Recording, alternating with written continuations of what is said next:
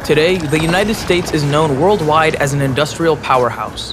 One big reason was when Americans in the Northeast set out on a massive infrastructure project in 1817, digging a waterway that stretched hundreds of miles into the country.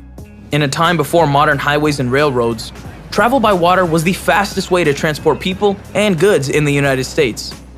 But transportation into the rugged frontier was difficult.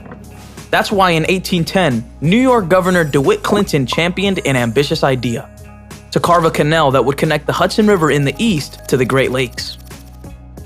Clinton was able to raise money for the initiative, but expertise in projects of this magnitude was scarce, so he and the chief engineer, Benjamin Wright, hired student engineer Canvas White and sent him to England to study canals. The dig began in 1817. Manual laborers, mostly immigrants, used shovels and pickaxes to carve a trench 4 feet deep and 40 feet wide through swamps, forests, and rocky cliffs.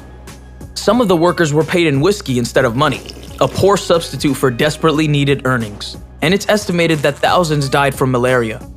The introduction of land-clearing machines pulled by oxen and horses gave the project a boost, until engineers came up with a natural rock barrier at Lake Erie. They solved the problem by designing an ingenious staircase of 5 locks to lift boats across the terrain. In 1825, after 8 exhausting years, the Erie Canal was completed. Its impact was significant. The frontier was accessible by ship, opening up new opportunities for settlement, travel, and trade. Unfortunately, cholera and smallpox also rode the canal, infecting people in towns, farms, and villages along the route. By the next year, tolls levied from boats and ships passing through paid off the project. But perhaps the biggest impact was reserved for New York City, which benefited from the trade that came down the canal.